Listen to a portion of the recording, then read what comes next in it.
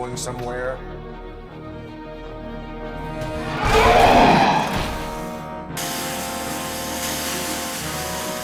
Robo, I don't like what I'm seeing.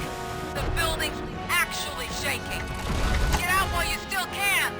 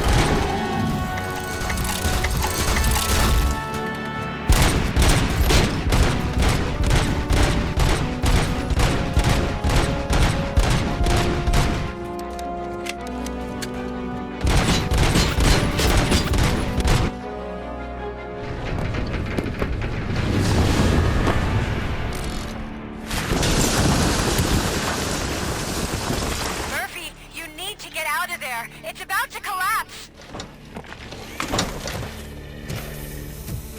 The building's evacuated. There's no one else inside. You need to save yourself.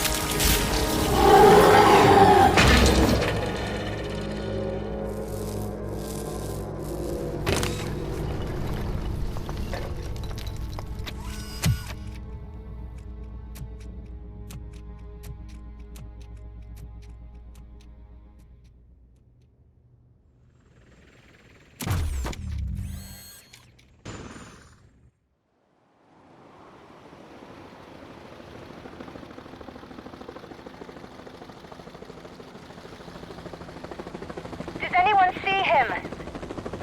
I can't see anything. Move closer. Negative. When the building collapses, the dust cloud will choke the engine.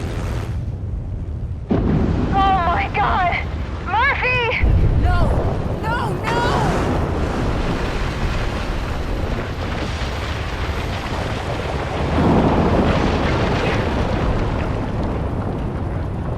Wait! I see something! Is that him? Talk to me!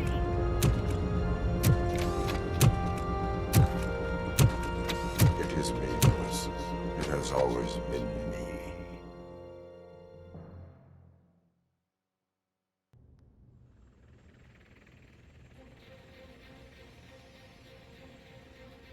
Another week passed since the OCP's magnificent giant has fallen. OCP's new CEO assured us that the destruction of its headquarters will not stand in the way of finishing Delta City. Japanese corporation Kanemitsu has already shown interest in OCP's most prominent project. We at Media Break welcome them with open arms. Delta City, yokoso! From the City of Wonders, we're back to Detroit. The city's debt has reached a new peak. Re-elected Mayor Cusack, asked about his plans for reform, said he had other plans instead. OCP is the weakest it's ever been. We'll sue them even if we need a Japanese lawyer, he assures us. Now it's time to introduce a new segment, You the Detroiters, where we share feel-good stories from our local communities. Disgraced Senator Farrell took hostages at the local theater and called for his reinstatement. However, a former vagrant and the theater's newest employee managed to defuse the situation.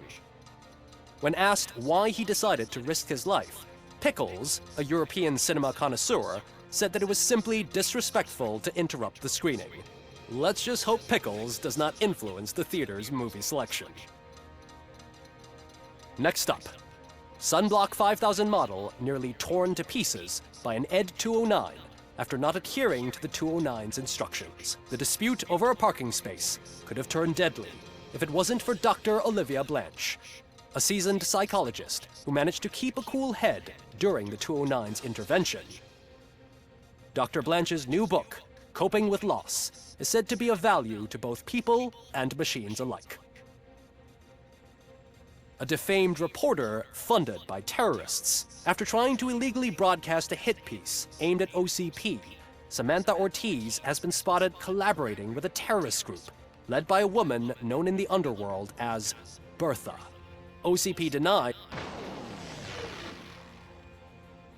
We're sorry for the disturbance. Fortunately, this time it was a minor one. Let's move on. A new world record has been set in Detroit. A man called Funeral Bob attended his 1000th funeral this year. The record-breaking funeral belonged to Max Becker, a former OCP executive. As it turned out, Bob was its only attendee. The OCP delegation did not arrive due to a rescheduled business meeting. We hope the meeting went well. Moving on. The owner of a local restaurant, Onion Baji, in cahoots with a ring of zoo thieves. The restaurant was proved to source the ingredients through crime. The arrest was made by a rookie neighborhood cop, Ulysses Washington, and according to his statement, it wasn't the first animal he had saved. One question still remains unanswered. What happens to Robocop's human status? Mayor Cusack distances himself from Robocop and leaves no doubt that he will not be advocating for granting him human rights. Robocop's efforts have prompted a public conversation. I hope OCP doesn't take him off the street. Who will protect us then? Ah! It's Robocop! Robo, I love you! Reaper, skeleton speaker, pure pandemonium. To many more years on the force, Robocop. It's been a busy time for Detroit, but the cloud that lowers over the city is lifting as police end their strike.